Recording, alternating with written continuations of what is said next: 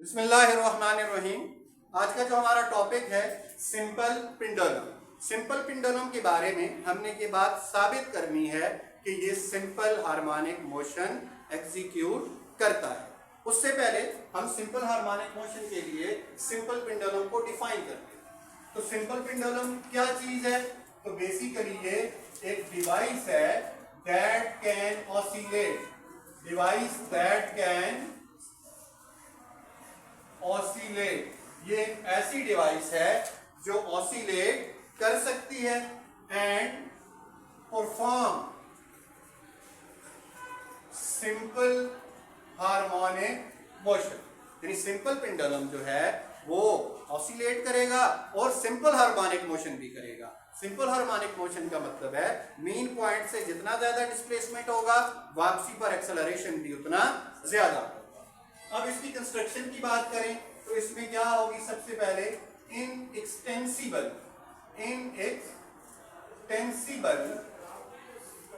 String. Inextensible string, inextensible का मतलब है नाकाबिले खिंचाव। इनएक्सटेंसिबल का मतलब क्या है? नाकाबिले खिंचाव। यानी आपके पास बाज धागे होते हैं वो थोड़े खिंचने होते हैं, तो हमें ऐसा धागा चुनना है जिसमें बिल्कुल भी खिंचाव ना हो।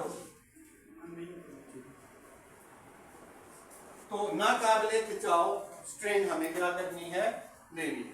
साथ इसके साथ एक स्फेरिकल मैश अटैच करेंगे हम, स्फेरिकल मैश, जिसको हम बॉब भी कह सकते हैं, और इसको हम फिक्स्ड सपोर्ट के साथ बांध देंगे। तो ये जो हमारा सिस्टम है ये बन जाएगा सिंपल पेंडुलम। इसको हम डायग्रामेटिकली फिक्स करेंगे।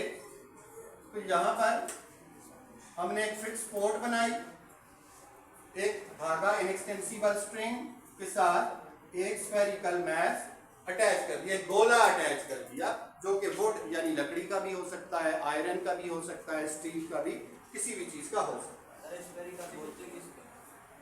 स्फेरिकल शेप कोई भी फुटबॉल की तरह जो शेप है, बॉल की तरह शेप है, उसको स्फेरिकल शेप कहा जाता है। ठीक है, तो हमारे पास स्फेरिकल और सर्कल, एक तो सर्कल है ना, गोल दायरा। स्फेरिकल शेप जो है वो बेसिकली 3D शेप होती है, जैसे जमीन है, फुटबॉल है, तो इसको स्फेरिकल शेप कहा जाता है। अब ये मीन पॉइंट O के ऊपर मौजूद है, तो ये एक सिंपल पेंडुलम है। अब यहां पर देखें तो हम इसको मीन, यहां पर इस पर हम फोर्स लगाएंगे और इसको कहां पर लेके जाएंगे? Extreme point. कहां पर लेके जाएंगे? एक्सट्रीम। तो सबसे पहले आपको ये पता होना चाहिए कि इसकी लेंथ क्या होती है। इसकी जो लेंथ है बेसिकली, इसकी लेंथ होती है length is equal to L plus R।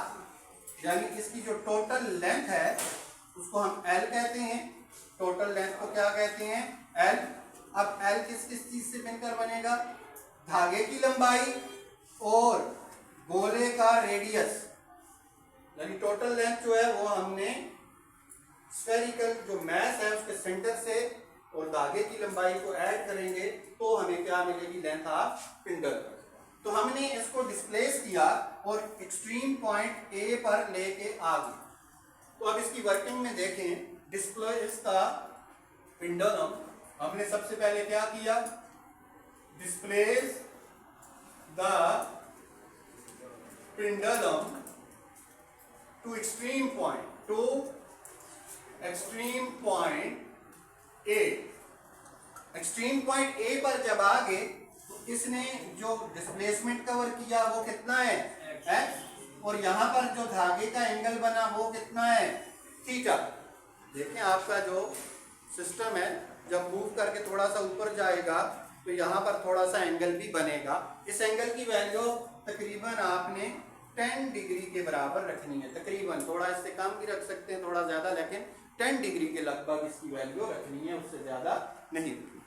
अब एक्सट्रीम पॉइंट पर क्या होगा? ये बहुत इंपॉर्टेंट पॉइंट है। एक्सट्रीम पॉइंट पर आप देखें तो आपकी बॉडी का वेट किधर एक्ट करेगा? डम। याद रखना है, वेट हमेशा किधर एक्ट करता है? डम। एक्सट्रीम पॉइंट पर वेट एक्ट्स डाउनवर्ड, वेट किधर एक्ट करता है, वेट एक्ट्स डाउनवर्ड। अब वेट के बारे में बात हो चुकी कि वेट हमारा किधर एक्ट करेगा, डाउनवर्ड एक्ट। लेकिन ये वेट यहां पर दो काम कर रहा है। अगर आप गौर करें तो ये वेट कितने काम कर रहा है, दो। अब वो दो काम क्या है, हम उनकी बात करेंगे। ये वजन, ये वेट रस्सी को या धागे को खींच रहा है। धागे में जो टेंशन है वो भी किसकी वजह से है, इसी वेट की वजह से। तो धागे में टेंशन अपवर्ड है, तो इसका मतलब है वेट का एक हिस्सा ऐसे आकर इसको खींच रहा है। इसको हम कहते हैं WX। और यही वेट सिस्टम को मीन की तरफ भी लेके जा रहा है। तो इसका मतलब है इसका जो दूसरा हिस्सा है वेट का वो है WY।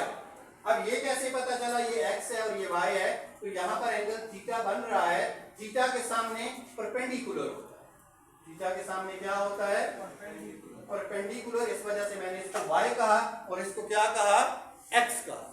तो यहाँ पर वेट क्या हुआ, हम यहाँ पे नोट करते हैं। तो आपका जो वेट है रिजॉल्व हो, weight resolve into two component, into two components. Weight के बुनियादी तौर पर दो हिस्से बन गए। एक हिस्सा क्या बना, WX। जब WX ने रस्सी में क्या पैदा की, टेंशन। और दूसरा हिस्सा क्या बना, WY। WY किधर ला रहा है, मेन पॉइंट पर।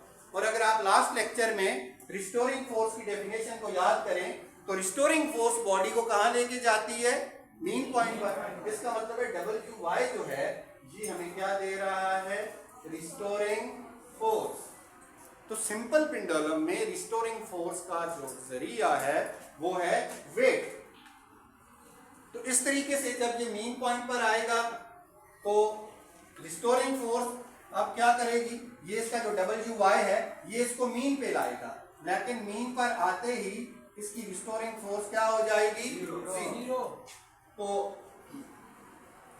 Eight mean point, at mean, जब हम मीन पे आते हैं तो हमारा x क्या हो जाएगा, जीरो। x जीरो होगा तो हमारी जो रिस्टोरिंग फोर्स है वो भी क्या हो जाएगी, जीरो। तो अब मीन से ये नेक्स्ट एक्सट्रीम की तरफ कैसे मूव करके जाएगा, तो उसे लेके जाने वाली चीज होगी इनर्शिया। तो from mean to next extreme point, next extreme point system किस वजह से जाएगा, system moves due to inertia. Inertia की वजह से वो आगे जाएगा। अब इनर्शिया की वजह से जब ये एक्सट्रीम पॉइंट पर जाएगा तो अगेन रिस्टोरिंग फोर्स इसको मीन पर लाएगी, फिर इनर्शिया इसको एक्सट्रीम पर लेके जाएगा। तो इस तरीके से ये बॉडी सिंपल हार्मोनिक मोशन को कंटिन्यू करेगी। अब इसी चीज को हमने मैथमेटिकली भी ये बताना है कि इसका मोशन जो है वो सिंपल हार्मोनिक मोशन है। और सिंपल हार्मोनिक मोशन को मैथमेटिकली बताने की तो एक ही कंडीशन है कि acceleration is directly proportional to displacement from mean point. हम मेन पॉइंट से जितना दूर जाएंगे वापसी पर हमारा एक्सेलरेशन उतना ज्यादा, ठीक है। अब जी मैथमेटिकली अगर आप देखें तो रिस्टोरिंग फोर्स किसके बराबर है, रिस्टोरिंग फोर्स कौन दे रहा है, F restoring is equal to WY/R। WY का मतलब है W sin थीटा। WY का मतलब क्या है, W sin थीटा। हम 9th में पढ़ चुके हैं रेजोल्यूशन, Y कंपोनेंट के साथ sin थीटा आता है। तो it's mean F restoring is equal to W की जगह mg into sine theta. Weight का फॉर्मूला हमारे पास क्या है, मैस इंटू ग्रेविटी और साइन साइन। और F restoring is equal to mg। अब साइन थीटा क्या होता है, सम पीपल है perpendicular over hypotenuse. Sine theta की जो रिलेशन है वो क्या होता है, परपेंडिकुलर ओवर हाइपोटेन्यूज। तो यहाँ पर हमारे पास क्या आ जाएगा, F restoring is equal to M G. और परपेंडिकुलर चेक करें, डायग्राम को देखें, ये हमारी डायग्राम है। इस डायग्राम में तो यहां पर हम बना भी लेते हैं, ये हमारे पास डायग्राम है, ये एक्स है, ये एंगल थीटा है और ये हमारे पास लेंथ है। तो यहां पर देखें परपेंडिकुलर ओवर हाइपोटेन्यूज, तो परपेंडिकुलर आपका इसमें क्या है, इस ट्राइंगल को देखो तो परपेंडिकुलर क्या है, एक्स है, क्योंकि एंगल के सामने क्या होता है, परपेंडिकुलर। हमने इसी डायग्राम को वहां पे पेस्ट किया है, एंगल के सामने एक्स क्या है, परपेंडिकुलर। तो ये आ गया एक्स डिवाइडेड बाई ये हमारी जो लेंथ है, ये हाइपोटेन्यूज, लेंथ जो है वो हाइपोटेन्यूज। अब इसको हम लिखते हैं, एफ की जगह हम वैल्यू पुट कर सकते हैं, M A is equal to M जी।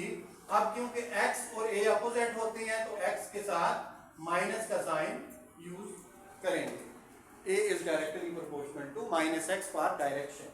तो यहां पर एम से क्या हो जाएगा, कैंसल, तो मेरे पास क्या आ जाएगा, a is equal to minus g over l into x.